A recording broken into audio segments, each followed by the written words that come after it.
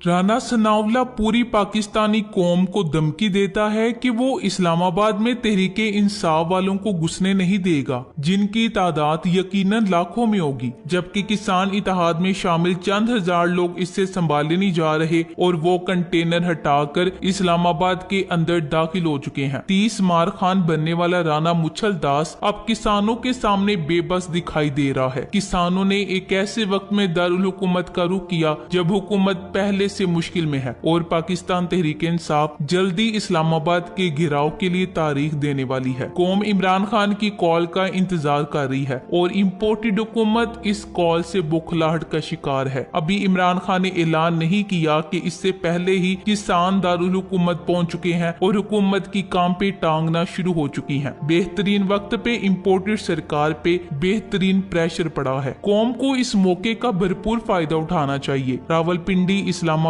और इसके गिरदो नवाह में रहने वाले किसानों के इस एहतजाज में शिरकत करके इनसे इजहारी यकजहती जरूर करें और सोशल मीडिया पे प्रेशर बनाकर इम्पोर्टेड के खिलाफ इस एहतजाज को इस्तेमाल करें। ये एक अच्छा मौका है। किसानों को कौम की हिमायत की जरूरत है, जबकि कौम को किसानों की इस कुव्वत को इम्पोर्टेड हुकूमत के खिलाफ प्रेशर बनाने के लिए एक गैबी मदद के तौर पे देखना चाहिए और इस मौके का भरपूर फायदा उठाना चाहिए। किस कदर अफसोसनाक सूरत हाल है कि आज हमारा किसान सरापा एहतजाज है। हमने एक दौर वो भी देखा है जब हुकूमत किसानों के लिए इकदाम उठा रही थी और ज़राअत तेजी से ग्रो कर रही थी। हुकूमत के विजनरी मंसूबों और ज़राअत दोस्त पॉलिसियों की वजह से ज़रूरी अजनास में 3 सालों में 60% का इजाफा किया गया था। मसलन मकई की पैदावार में 7%, गंदम की 8%, जबकि चावल और मकई की पैदावार में 25% का तारीख साज इजाफा हुआ था। इमरान खान ने किसानों को सहारा दिया, सस्ते कर्जे दिए, बीज, खाद, दवाई और बिजली पे बराहे रास्त सब्सिडी दी, किसान कार्ड शुरू किए गए, किसानों को बरवक्त अदायगी के लिए कानून साजी करके आम किसान को माफिया के चुंगल से निकाला। इमरान खान खुद किसानों से मिलने जाते और इनके रहनुमाओं को वजीर आजम हाउस बुलाकर भी इनके मसाइल सुनते। ये सब तो विफाकी लेवल पे बड़े पैमाने पे हो रहा था, लेकिन पंजाब हुकूमत ने जब अपनी 3 साल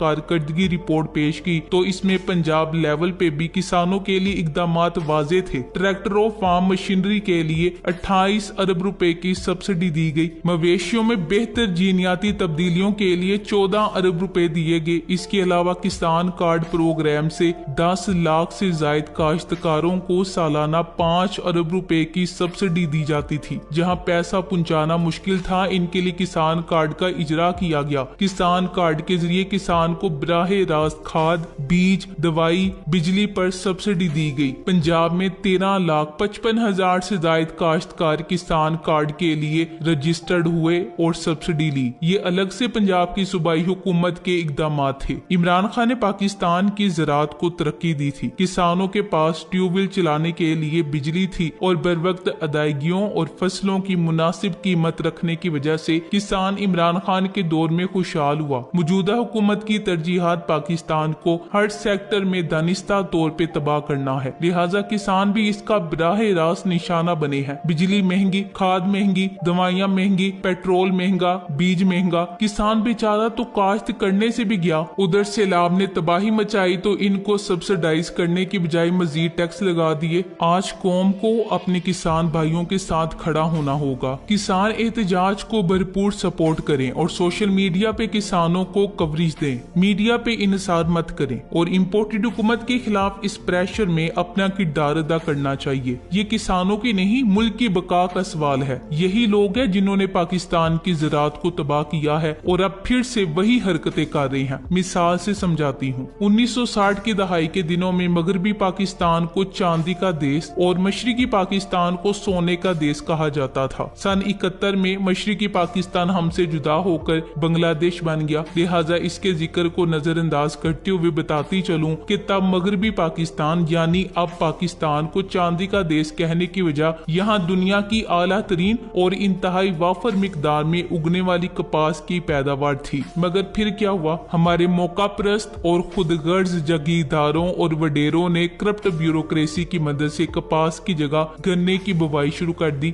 गन्ने की पैदावार से इनकी शुगर मिलों को अंधा फायदा हुआ सो हुआ, मगर इसने हमारी बेहतरीन जरी जमीन को बंजर करके रख दिया, क्योंकि गन्ने की फसल जमीन से सब पानी चूस लेती है। बात को आगे बढ़ाते हुए अगर मुल्क की ज़राअत का जायजा लिया जाए तो बात कुछ यूं है कि पाकिस्तान का कुल रकबा 79.6 मिलियन एकड़ है, जिसमें से 23.77 मिलियन एकड़ जरी रकबा है, जो कुल रकबे का 28% बनता है। इसमें से भी 8 मिलियन एकड़ रकबा जेरे काश्त ना होने के बाइस बेकार पड़ा है। हालांकि पाकिस्तान कुदरती वसाइल से माला माल है, इसके साथ साथ इसका माहौल और मौसम भी ज़राअत के लिए बेहतरीन जोन्स की हैसियत रखते हैं। इस तरह पाकिस्तान में हमा किस्म की ग़िज़ाई अशिया की पैदावारी सलाहियत मौजूद है। इसकी 75% से जायद आबादी ज़राअत के पेशे से वाबस्ता है। इसकी मजमूई कौमी पैदावार में ज़राअत का हिस्सा 21% है। ये शोबा मुल्क के 45% लोगों के रोजगार का जरिया है। ज़राअत का शोबा लोगों को खुराक और सनतों को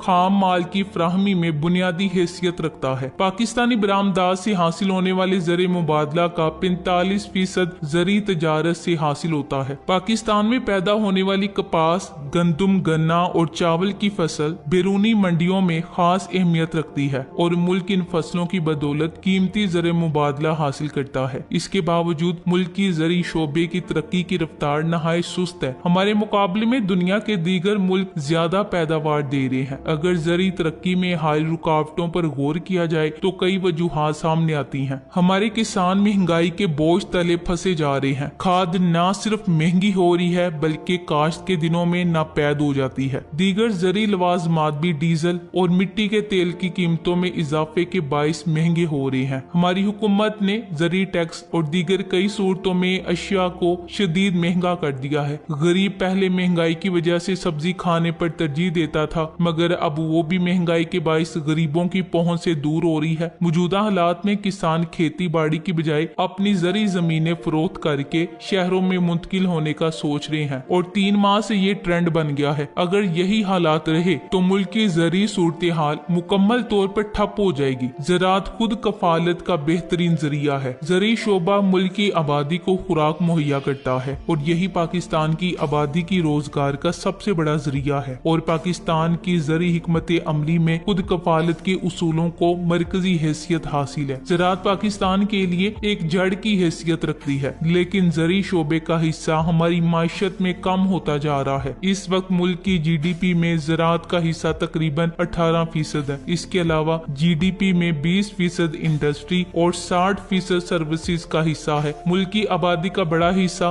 ज़री शोबे से वाबस्ता है और ज़राअत इनके रोजगार का अहम जुज है। इमरान खान ने जदीद मशीनरी और ज़राअत के जदीद तरीकों पे प्रोग्राम शुरू किए थे, लेकिन वो सब इस इम्पोर्टेड हुकूमत ने फंड की कमी का बहाना बनाकर बंद कर दिए हैं। हमारी काश्तकार और किसानों की अक्सरियत गैर तालीम याफ्ता है और इन्हें जदीद तरीकों से आगाही हासिल नहीं है। इन्हें जरासीम कश अद्वियात के इस्तेमाल, मियारी बीजों के इंतखाब और मसनूई खाद के मुनासिब इस्तेमाल के बारे में ज्यादा इल्म नहीं है। इसका नतीजा ये है कि इनकी फी एकड़ पैदावार मुल्क की जरूरियात के लिहाज से बहुत कम है। वो काश्तकारी के सिर्फ उन रवायती तरीकों पर यकीन रखते हैं जो इन्होंने अपने बुजुर्गों से सीखे हैं। नई और जदीद टेक्नोलॉजी का इस्तेमाल करते हुए किसान बेहतर पैदावार हासिल कर सकते हैं, मगर इसके लिए किसानों और काश्तकारों को आगाह करने की जरूरत है और ज़राअत के शोबे की तरक्की के सिलसिले में बेहतर इकदाम किए जाएं और सैलाब की सूरत हाल के पेश नजर ऐसी हिकमत अमली बनाई जाए जिससे उन इलाकों को महफूज रखा जा सके जो ज़ेरे काश्त हैं। डैम का बनना हमारे लिए इस वक्त अशद जरूरी है, क्योंकि इससे सैलाब को काफी हद तक रोका जा सकता है और पानी को स्टोर किया जा सकता है। लेकिन इस हुकूमत ने डैमों की तामीर भी रोक दी है। ज़राअत को पाकिस्तान की रीढ़ की हड्डी कहा जाता है। पाकिस्तानी माशत में अगरचा ज़राअत का बिला वास्ता हिस्सा कम है, लेकिन बिलवास्ता तौर पर मुल्क की माशत का इन्हिसार ज़राअत के शोबे पर है। मुल्क में रोजगार फ्राहम करने वाला सबसे बड़ा शोबा ज़राअत ही का है। पाकिस्तान की GDP में काश्तकारी का हिस्सा 25% है। तकरीबन 45